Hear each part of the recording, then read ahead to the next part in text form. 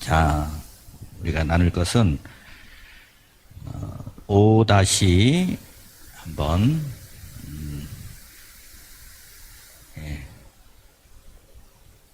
5-3 이스라엘을 둘러싼 영적 싸움에 대해서 좀 나누도록 하겠습니다. 잠깐만요.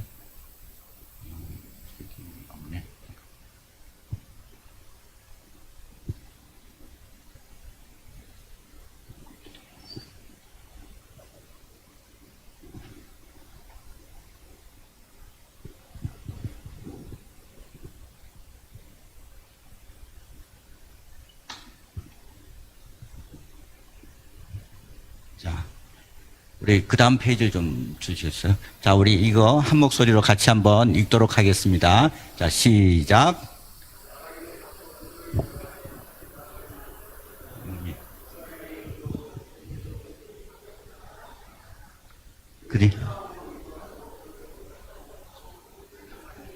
그들이 말하기를 우리가 하나님의 목장을 우리의 소유로 취하자 하였나이다. 예, 그 다음 구절, 보도록 하겠습니다. 자, 에스겔서 35장에 있는 구절을 몇 구절을 뽑았습니다. 자, 시작. 세일사나 내가 너를 대적하여 내 손을 내 위에 펴서 내가 황무지와 공포의 대상이 되게 할지라. 내가 옛날부터 한을 품고 이스라엘 족속의 환난 때 곧 죄악의 마지막 때에 칼의 위력에 그들을 넘겼도다. 내가 말하기를 이 두 민족과 두 땅은 다 내 것이며 내 기업이 되리라 하였도다. 그러나 여호와께서 거기에 계셨느니라. 그 다음 13, 14, 15 마저 읽겠습니다. 내가 이스라엘 산들을 가리켜 말하기를 저 산들이 황폐하였으므로 우리에게 넘겨 주어서 욕하는 모든 말을 나 여호와가 들은 줄을 내가 알리로다. 너희가 나를 대적하여 입으로 자랑하며 나를 대적하여 여러 가지로 말한 것을 내가 들었노라. 이스라엘 족속의 기업이 황폐함으로 내가 즐거워한 것 같이 내가 너를 황폐하게 하리라. 세일사나 너와 에돔 온 땅이 황폐하리니 내가 여호와인 줄을 우리가 알리라 하셨다라.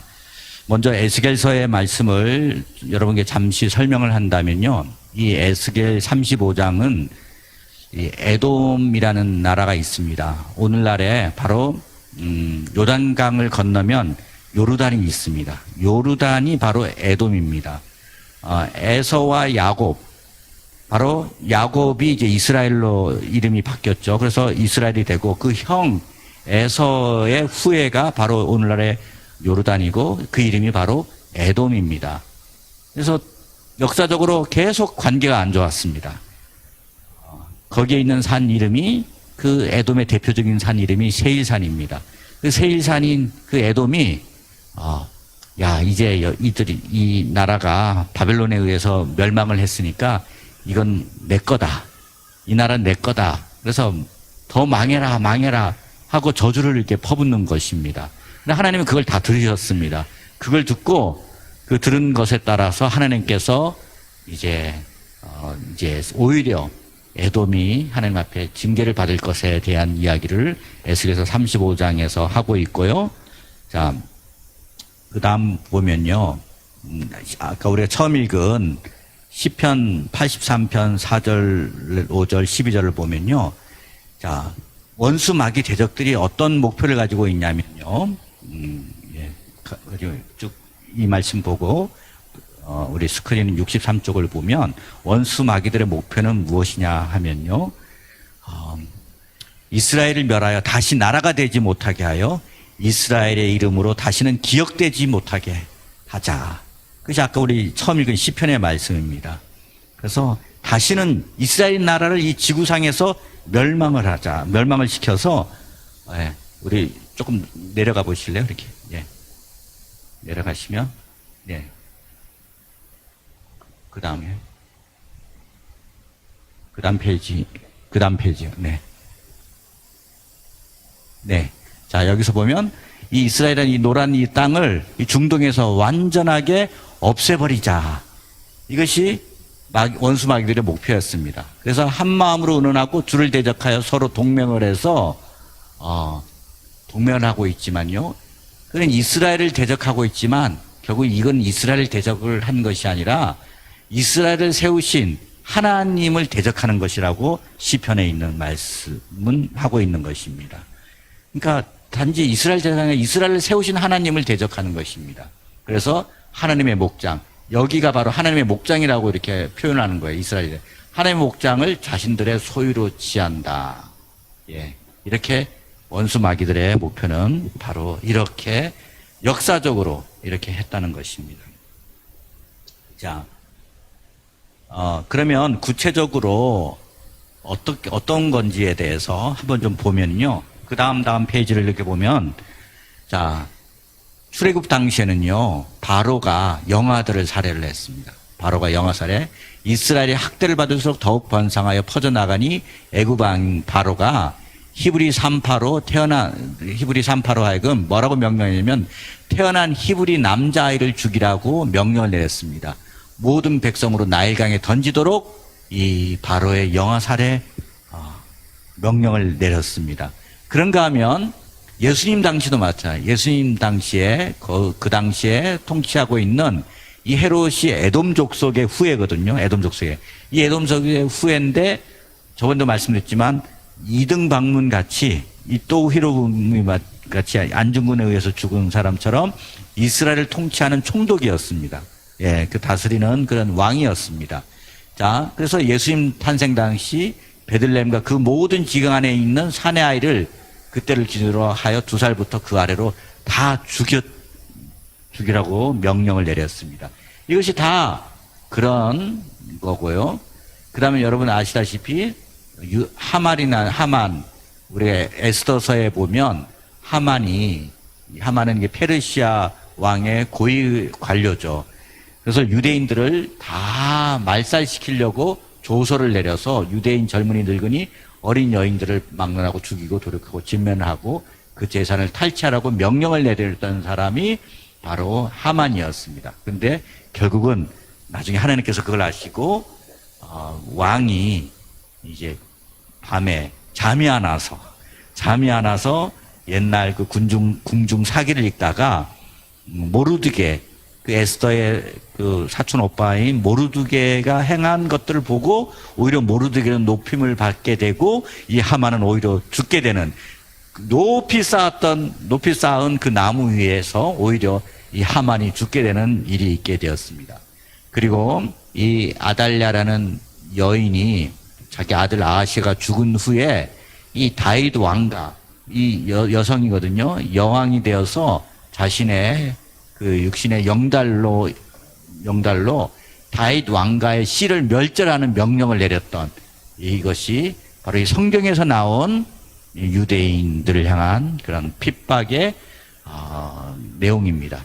그 다음을 이렇게 보면 이거는 현대사에서 나타난 역사입니다. 여러분 히틀러 2차 세계대전 당시에 히틀러는 600만 유대인을 학살시켰습니다. 그 중에 아이들이 몇 명이냐? 150만 명이 아이들을 그러니까 450만 명이 어른이고 150만 명이 아이들이 죽임을 당했습니다. 자, 그 다음에 하마스라는 우리 잘 알죠. 이 보면 서문에 보면 이스라엘은 이슬람이 그것을 흔적도 없이 사라지게 할 때까지만 존재할 것이다. 그 하마스 헌장인 13항은 평화협상은 이슬람 저항운동의 원칙들에 반대한다. 팔레스타인 문제를 해결하는 데에는 성전이라는 것은 거룩한 전쟁, 홀리워를 말하는 거죠. 홀리워 외에는 다른 방법 없다. 국제유화 제안들은 시간 낭비이며 아무 성과를 기대할 수 없다. 그래서 테러로 죽이는 것만이 우리가 살 길이고 그것이 모하메드가 기뻐하는 길이다. 그런 것을 하는 거죠. 그 다음에 이 사담 후세인, 이 걸프전 당시에 최소 이스라엘 민족 반 정도는 가스실과 소각실로 보내야 된다고 위협을 했습니다. 여러분 이게 이라크의 대통령이었지 않습니까? 그러니까 이거는 느부갓네살 왕이 바벨론 왕이었지 않습니까? 그러니까 이 바벨론의 후예였습니다. 이 사담 후세인이 그래서 원에서 이세로 자처 자신이 재건하는 바벨론 제국을 통해 재탄생한 이스라엘을 파괴할 의도를 가졌습니다. 그래서 자신은 바벨론 제국의 왕으로서 후예다. 그래서 옛날에 했던 것처럼 이스라엘 민족의 2분의 1 정도는 가스실과 소각실로 보내야 한다. 이게 주장을 했던 거죠. 지금의 여러분 이 터키 대통령이 이 에르도안이라는 대통령입니다. 이 터키가요 이슬람 나라지만 굉장히 자유로운 나라고 많은 사람들이 이 터키에 가서 살고 싶어 할 정도로 아름다운 나라가 이 터키입니다. 그런데 이 터키에 이 에르도안 대통령이 되면서 갑자기 변화가 되었습니다. 변화가 되어서 이렇게 2020년 10월 그러니까 꼭 1년 한 2개월 전에 예루살렘은 우리의 도시요 우리에게서 온 도시다. 오스만 제국의 영광 재현에 대한 야망 언젠가 꼭 정복하고 싶은 곳이 있다면 그곳은 예루살렘이다. 우리가 역사적으로 쭉 이렇게 보면 이 터키를 중심으로 한 이 오스만 제국이 이스라엘을 통치했던 적이 있지 않습니까? 그 영광을 재현하고 싶다라는 거죠. 그래서 이스라엘을 예루살렘, 특별히 이스라엘을 정복하고 싶다. 여러분 지금도 마찬가지입니다. 지금 이란 같은 경우는요, 지금 핵무기를 개발을 지금 거의 마친 상태잖아요. 그 핵무기를 어디다 쓰려고 하고 있습니까? 이스라엘을 점령하는 데 쓰려고 지금 핵무기를 완성 단계에 지금 있는 거죠. 근데 그거를 막게 하기 위해서 이스라엘 정보 당국이 정말 쥐도 새도 모르게 과학자들, 핵학자들 이렇게 죽고 그 공장이 파괴가 되고 물증은 가는데 심증은 가는데 물증이 없어서 그걸 못 하는데 근데 이스라엘 소행이라는 것을 다 알죠. 이렇게 모사드 이사들 이스라엘의 정보기관 모사드 소행이라는 것을 심증은 가는데 물증이 없어가지고 전쟁을 못 일으키고 이렇게 있을 정도로 그만큼 모사드라는 존재는 참 이게 무서운 존재입니다.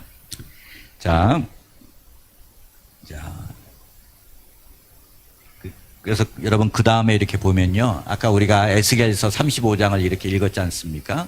자, 이들을 하나님께서 책망을 하시는데요. 책망의 근거가 있습니다. 이들이 에돔 족속이 옛날부터 한을 품고 칼의 위력에 그들을 이렇게 넘기셨습니다. 예. 하여튼 옛날부터 한을 품었습니다.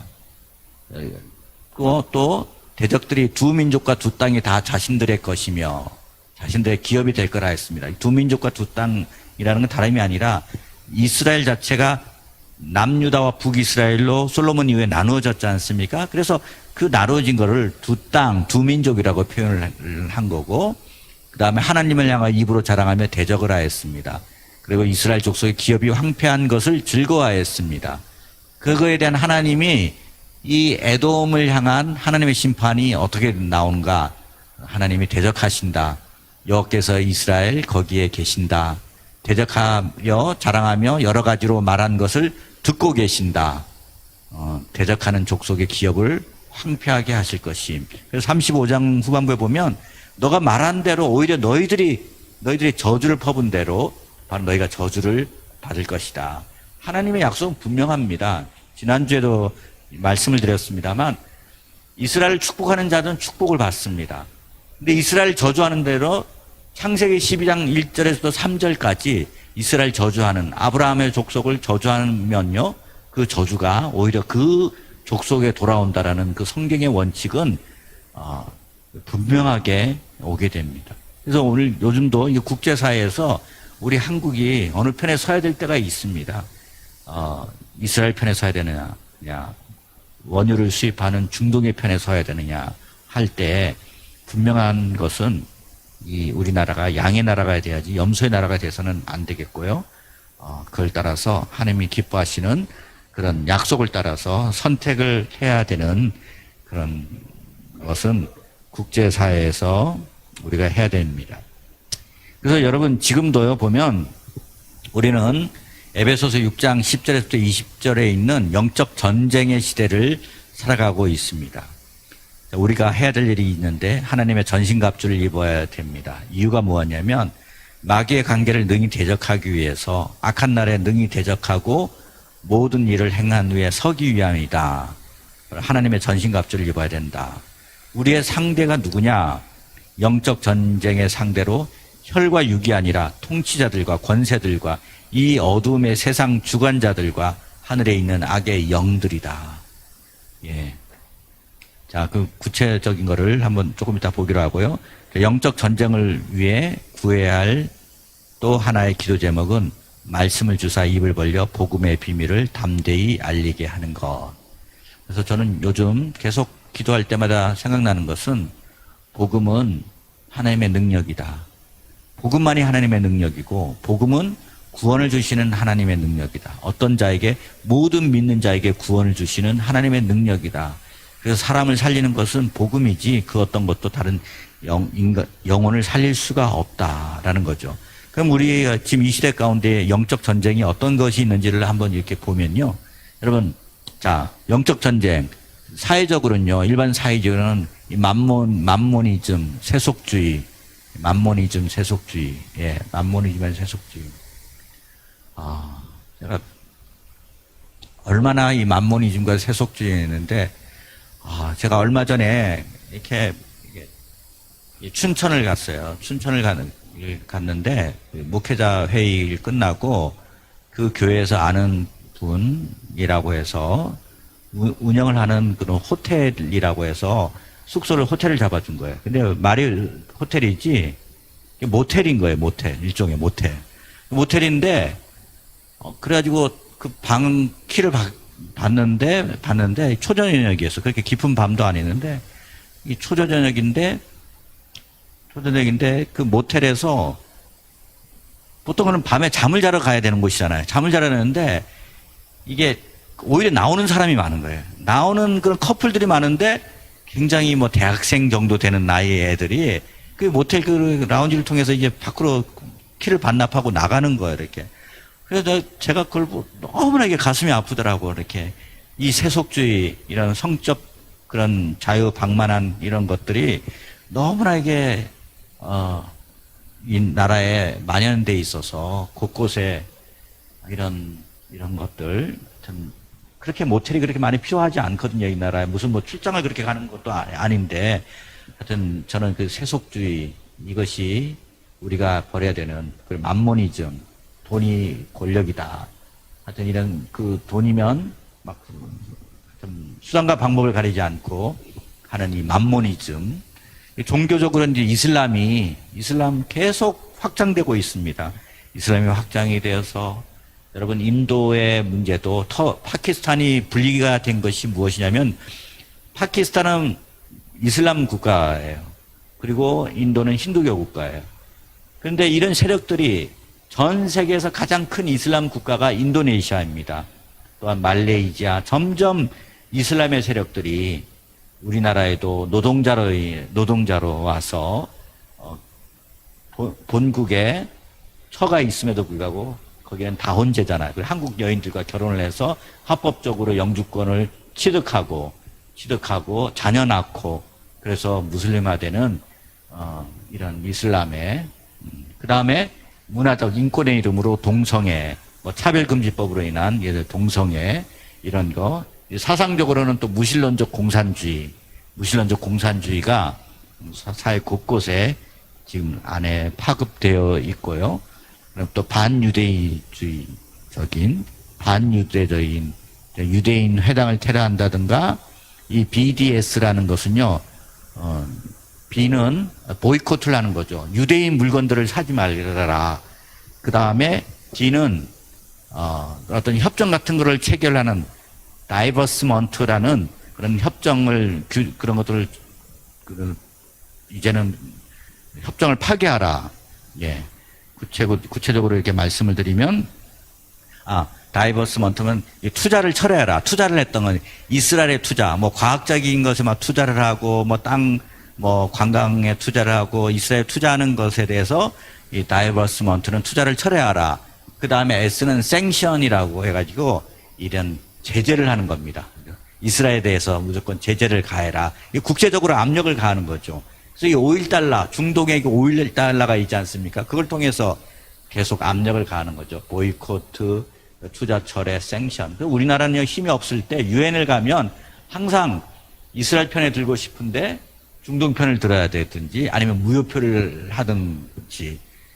지금이야 이제 5.1달러가 천연가스도 나오고 그래가지고 조금 그게 옛날만큼 힘을 못 쓰지만 옛날 같은 경우 우리나라 같은 약한 나라는 중동의 밥이었어. 이렇게 1970년대 5.1 조크 같은 거 나오면 중동이 말하는 그대로 들어야 되고 스포츠 경기할 때 축구 경기도요 적당히 져줘야 되고 알게 모르게 이렇게 져줘야 되는 그런 일들이 비일비재 이렇게 암묵적으로 있었습니다. 자, 이런 것들이 마지막 때 우리 사회의 어떤 영적인 전쟁입니다. 자, 예. 그 다음에요, 영화는 좀 넘어가고요. 예, 영화는 넘어가고. 자, 이런 것이, 자, 우리가 해야 되는 영적인 전쟁이고, 이제 그런데 다시 오실 만왕의 왕을 보시면요. 4번으로 넘어가서 그 다음 페이지 보면, 자, 이제 우리 이 말씀 구절들이 가장 우리에게 남아야 될 말씀들이죠. 한번 이 말씀들을 우리 좀 천천히 어떻게 오시는지 한번 보도록 하겠습니다. 자, 스가랴서 8장 3절 같이 읽겠습니다. 여호와가 이같이 말하노라. 내가 시온에 돌아와 예루살렘 가운데 거하리니 예루살렘은 진리의 성읍이라 일컫겠고 만군의 여호와의 산은 성산이라 일컫게 되리라. 그 다음요. 그날에 그의 발이 예루살렘 앞 곧 동쪽 감람산에 서실 것이요 감람산은 그 한가운데가 동서로 갈라져 매우 큰 골짜기가 되어서 산 절반은 북으로 절반은 남으로 옮기고 예. 자, 그다음에 사도행전 읽겠습니다. 이 말씀을 마치시고 그들이 보는데 올려져 가시니 구름이 그를 가리어 보이지 않게 하더라. 올라가실 때 제자들이 자세히 하늘을 쳐다보고 있는데 흰옷 입은 두 사람이 그들 곁에 서서 이르되 갈릴리 사람들아 어찌하여 서서 하늘을 쳐다보느냐. 너희 가운데서 하늘로 올려주신 이 예수는 하늘로 가심을 본 그대로 오시리라 하였느니라.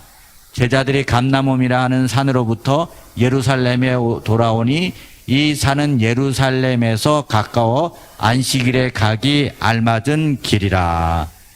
예. 그 다음에 누가복음 1장 31절 33절 같이 읽겠습니다.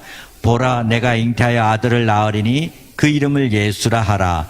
그가 큰 자가 되고 지극히 높으신 이의 아들이라 일컬어질 것이요 주 하나님께서 그 조상 다윗의 왕위를 그에게 주시리니 영원히 야곱의 집을 왕으로 다스릴 것이며 그 나라가 무궁하리라.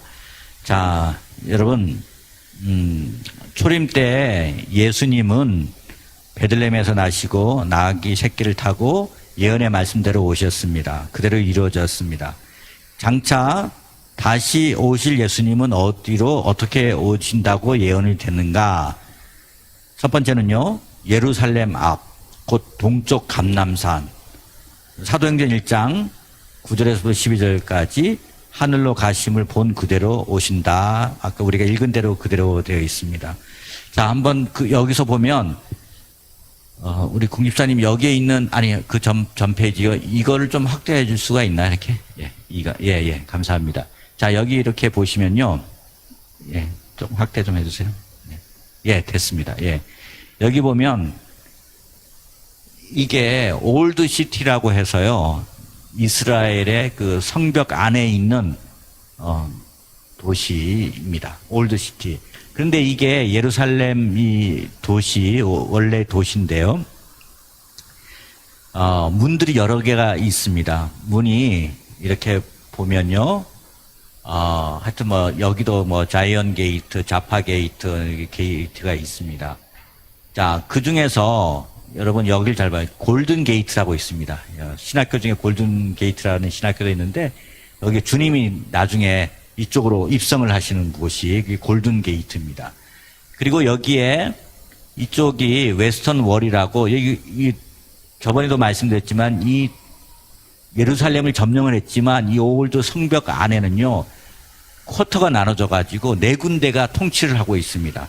첫 번째는요, 무슬림들이 그래도 다스리고 있는 그 자치지구 비슷하게 다스리고 있는 무슬림 쪽에 가서 이렇게 뭐 물건들이 좀 싸거든요. 그래서 이쪽에 있고, 그럼 주이시들이 통치하고 있는 그런 주이시 쿼터가 있고, 아르메니안 그런 쿼터가 있고, 크리스찬 쿼터, 이렇게 네 군데로 이렇게 나눠져서 이렇게 여기는 좀 통치를 하고 있습니다.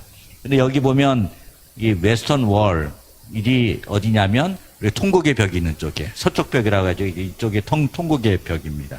그런데 그 무슬림이 점령을 하고 여기에 유대인 그 사원을 이렇게 크게 돔 오브 더 락이라고 해가지고 이 통곡의 벽에서 기도할 때 보면 이게 무슬림 사원이 있는데 바로 여기에 이렇게 딱 자리를 잡고 있는 거예요.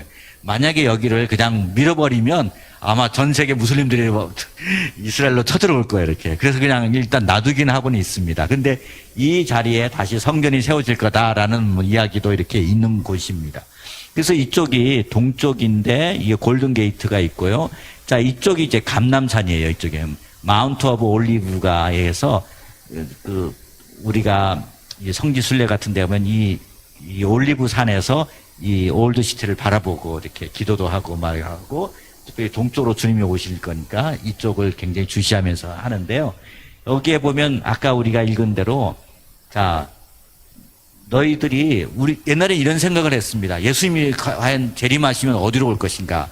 한국 땅으로 오실 것인가? 어디로 올 것인가? 아니면 모든 사람이 다 볼 수 있도록 그냥 공중에 그냥 다 입체적으로 나타날 것인가? 그런데 성경은 분명하게 말씀하고 있습니다. 자, 너희가 승천한 것을 본 그대로 다시 오실 것이다. 그래서 이 감람산이 또한 북으로 남으로 나누어지면서 그때 이제 예수님이 오실 것이다. 본 그대로 감람산으로 오게 될 것이다. 그래서 요한계시록을 통해서 보면요, 이제 예수님이 오셔서 1000년 동안 천년 왕국을 이루시면서 이 땅에서 통치하게 되시는 것이 요한계시록의 말미에 나오고요. 그리고 후에 이제 새 하늘과 새 땅에 천년 왕국 이후에 이제 마지막 심판, 둘째 심판이 있고 나서 이제 새 하늘과 새 땅이 이 새 예루살렘이 임하게 되는, 그것이 바로 종말의 때에 일어나는 그런 일들입니다. 그래서 이 종말 때에는 이 예루살렘을 차지하기 위해서 또한 러시아를 중심으로 다시 쳐들어오게 되는 그런 때가 이제 말세 전쟁이 일어나는, 아마겟돈 전쟁이 이제 일어나게 되는 일들이 일어나게 되는 거죠. 자, 그래서 자, 그 다음에 이렇게 보시면 자, 재림 때 다시 오실 예수님은 어떤 상황에서 오시는가 보면요, 자, 메시아가 공의로 심판하시는 상황, 바로 요한계시록에 나타나시고요. 어떤 존재로 오시나? 예수님은 백마 타고 오시는 심판하시는 왕, 하늘에 있는 군대들이 희고 깨끗한 세마포를 입고 백마를 타고 예수님을 따르게 되고요. 입에서 나오는 예리한 검으로 만국을 치고 친히 철창으로 다스리며 맹렬한 진노의 포도주 틀을 밟는 모습으로 오시고 만왕의 왕으로 만주의 주의 신분으로 오시게 됩니다. 그래서 우리 초림 때는 겸손하게 나귀를 타고 오셨지만 이제는 통치하고 다스리는 그런 만왕의 왕으로서 이렇게 오시게 됩니다. 자, 구약에 있어 보면요, 천상의 관점에서는 이런 거요. 지상에서는 어떻게 되는가? 이방 나라들을 모아서 예루살렘과 싸우게 되는 상황, 마치 아마겟돈 전쟁에서는 전쟁하듯이 그런 싸움의 상황이 성읍 함락, 가옥 약탈, 부녀 욕당함, 성읍 백성 절반이 사로잡혀가는 상황. 이때 여호와께서 나가서 이방 나라를 치시되 그 전에 전쟁인 날에 싸운 것과 같이 발이 예루살렘 앞 동쪽 감람산에 서실 것이고 여호와께서 천하의 왕이 되실 것이고 예루살렘이 평안히 서게 될 것이다. 그래서 이 감람산이 바로 올리브 마운튼을 말하는 겁니다. 올리브 마운튼. 자, 보면, 그래서 에레미야에서 보면 예루살렘이 여호와의 보좌라가 일컬음이 되고요. 예루살렘의 심판의 보좌를 두시고 곧 다윗 집의 보좌가 되시고 다윗 왕자와 그의 나라에 군림하시고 굳게 세우고 영원히 정의와 공의로 보존하십니다. 그 조상 다윗의 왕위를 받아 영원히 야곱의 집을 왕으로 다스리며 그 나라가 무궁해진다. 이런 것들이 지금 다 구약에서 예언된 말씀입니다. 자, 그래서 이 초림과 재림의 그 상황들을 보면요. 자, 이 초림, 큰 두 언덕이 있습니다. 초림과 2000년 전에 오신 예수님, 바로 이제 우리가 크리스마스 성탄을 기념하는 것은 어린 양으로 오신 그런 베들레헴의 말구에서 오신 연약한 존재처럼 오시는 바로 조용히 베들레헴의 한 아기 아들로서 나귀를 타고 또 은혜의 해를 전파하기 위해서 오셨고 십자가 어린 양 고난의 종 유대인으로 왕으로 오셨다. 이것이 바로 초림의 일이다. 예. 어째 사모가 그 크리스마스 찬송가를 8곡인가 해서 오늘 새벽에 여러분 유튜브에 올렸으니까요. 여러분 그거 들어보시면 다 이런 내용들입니다. 내용은 안 하면 그냥 음악만 깔았습니다. 그래서 기도하기에 그냥 편안하게 들을 수 있도록 했는데 다 이때 상황들을 다 그린 그런 것이고요. 재림 때는 어떻게 오시는가? 모든 사람이 알도록. 근데 모든 사람이 알도록 이 올리브산, 감람산에 오시고 호령과 하나님의 나팔 소리로 오신다. 백마를 타고 오시고 보복하시고 심판과 열방의 그 하나님을 믿지 않는 자들에게는 심판, 이스라엘은 회복, 보좌의 유다 지파의 사자로 예수님은 오시고 영광의 왕으로서 만왕의 왕으로서 예수님은 오신다. 이것이 바로 구약과 요한계시록에 예언되어 있는 그런 초림과 재림의 메시지입니다.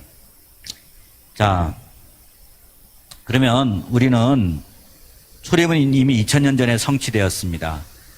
그러면 예수님이 다시 오시는 나는 예언 역시 성취될 것인데 우리는 어떻게 살아야 되는가? 여기 보면 자, 선지자들처럼 재림에 대해서 연구를 해야 되고 부지런히 살피고 상고하고 성령을 입어야 되고 자, 우리 세례 요한이 주의 길을 예비를 하도록 세례 요한이 살았던 것처럼 이제 앞으로 오실 재림하서 오실 길을 굳게 하는 역할, 준비하는 자로서 선포하는 역할, 세례 요한처럼 우리는 살아야 되겠고요.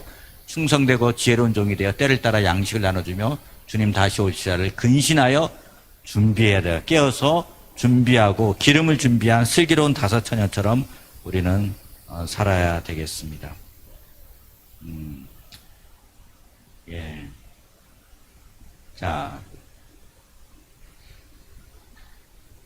이것은 조영기 목사님께서 2006년 1월 8일자 온누리 신문에 기고한 그런 글 중에 일부인데요.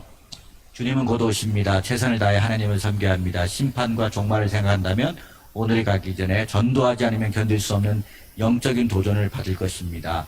영적으로 이러한 심각성이 있기를 축원합니다. 하면서 우리 마지막 그 문단 그 부분 같이 한번 읽어보도록 하겠습니다. 마지막 결론은 신부의 삶, 신랑이 기뻐하는 일을 함입니다. 우리는 보통 사람이 아닙니다. 곧 예수님과 혼인할 사람이며 혼인할 사람은 함부로 살지 않습니다. 결혼할 대상이 결정되면 방황하지 않습니다. 우리는 대부분 신랑이신 예수 그리스도와 혼인한다는 사실을 모르기 때문에 주님이 곧 오신다는 사실을 막연히 생각하고 있기 때문에 방황합니다. 우리의 갈 길은 정해져 있고 우리의 미래도 정해져 있습니다. 하나님의 영광을 위해 돈과 시간을 써야 합니다. 시간, 건강, 직업, 인생 다 주님의 영광을 위해 쓰고 아낌없이 후회 없이 미련 없이 집착 없이 살길 바랍니다. 하나님과 말씀에 집착하십시오. 이것이 종말론적 신부의 삶입니다. 예. 그래서 2006년에 특별 새벽 기도 때 오늘의 교회가 1월 달마다 이렇게 2주간 특별 새벽 기도를 하지 않습니까? 아마 그때 하신 메시지이신가 봅니다. 네. 자, 여러분, 그 가나의 혼인 잔치, 아마 이런 영화가 이렇게 있었나 봐요. 이렇게. 예. 자, 그래서 여러분 보시면 성경에는요, 그 교회는 이제 그리스도의 신부라고 이렇게 하지 않습니까? 1세기 결혼 문화는요, 1세기 결혼 문화는 앞으로 일어날 미래의 축소판입니다. 그래서 신부에게 포도주 잔을 건네줍니다. 잔을 받지 않으면 신랑을 거절하는 것으로서 언약의 잔을 안 받는 거나 마찬가지입니다. 그래서 신부에게 먼저 이게 포도주 잔을 건네줍니다. 신부가 포도주 잔을 받고 약혼 이후 신랑과 신부가 잠시 떨어져 있는 시간이 있습니다. 약혼하고 결혼하는데 우리도 약혼식이고 결혼식에서 조금 시간이 있지 않습니까? 잠시 떨어져 있는 시간인데 이것이 신부가 결혼하는 준비를 하는 시간입니다.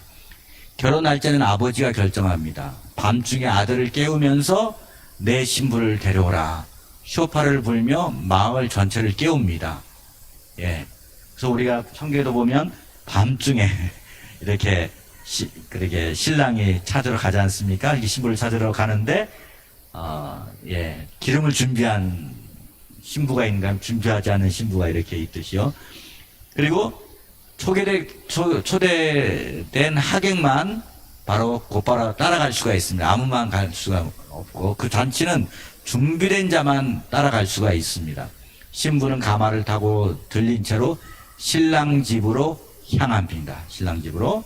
그래서 신랑 집에서 결혼 피로연을 며칠 아니면 7일간 합니다. 7일은 완전수죠. 문이 닫히면 절대 열리지 않습니다. 신랑 신부 같이 이렇게 있는 그 문이 닫히면 이제 거기에는 절대 들어갈 수가 없습니다.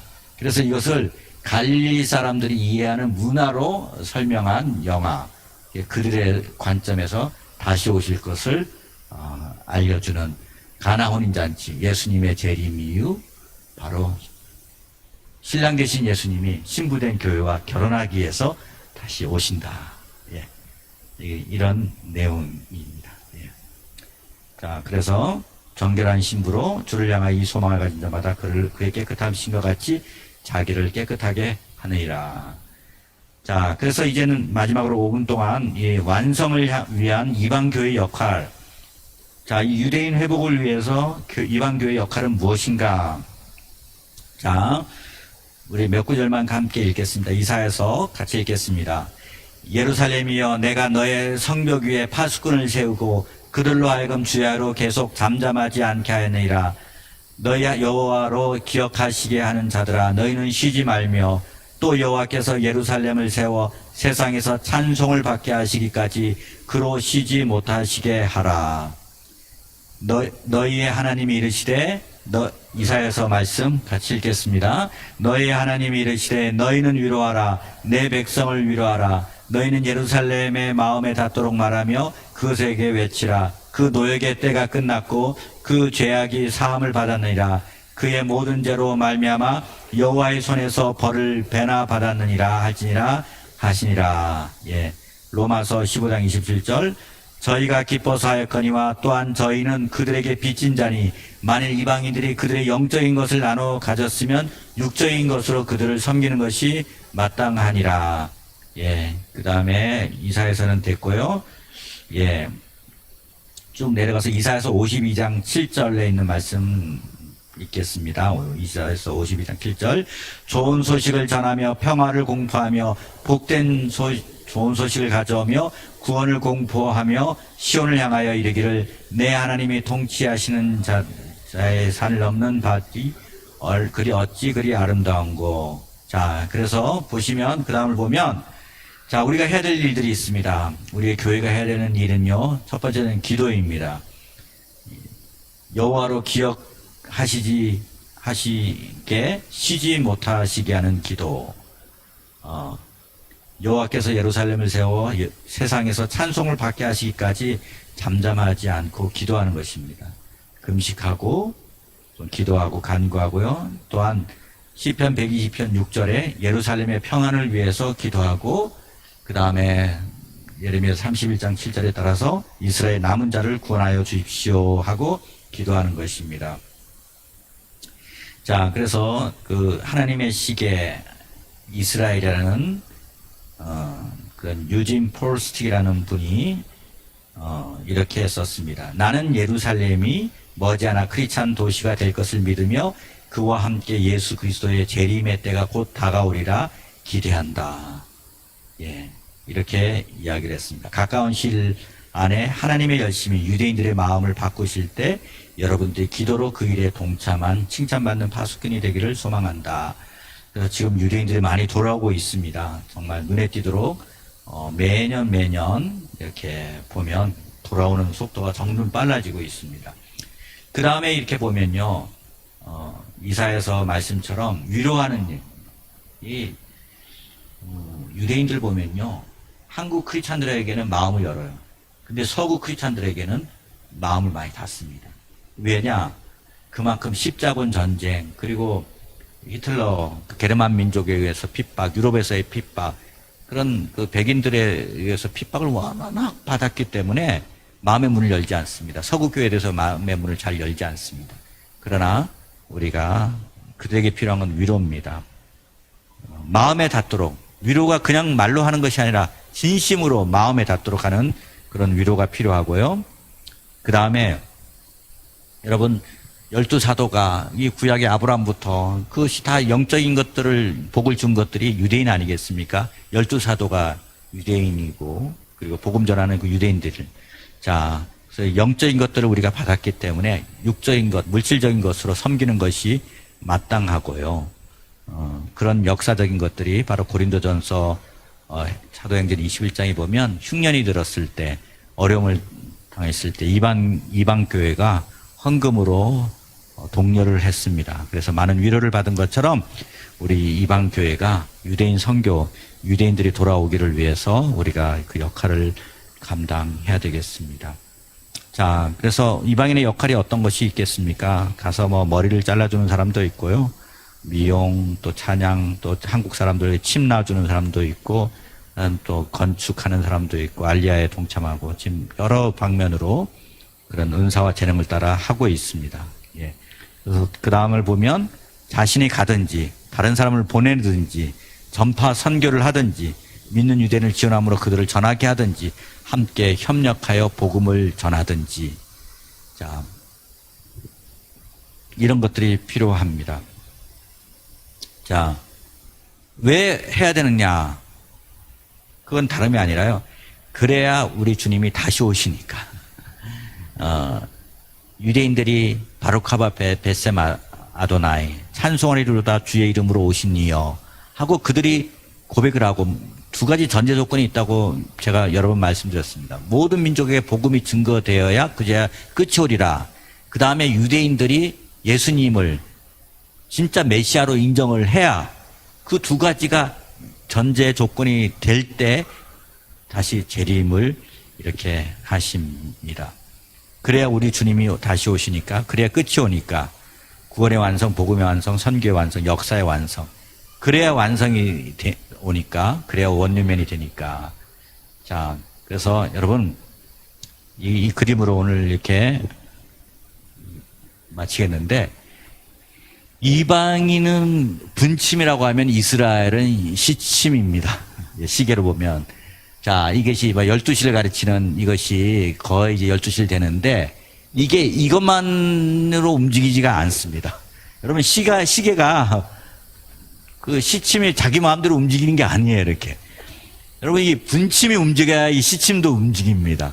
그러니까 이방인 교회들이 이스라엘로 시기나게 해야 그들도 예수님을 메시아로 인정하는 이 시침이 움직이게 되어 있습니다. 그래, 같이 맞물려 돌아가는 한 세 사람인 것이에요, 이렇게.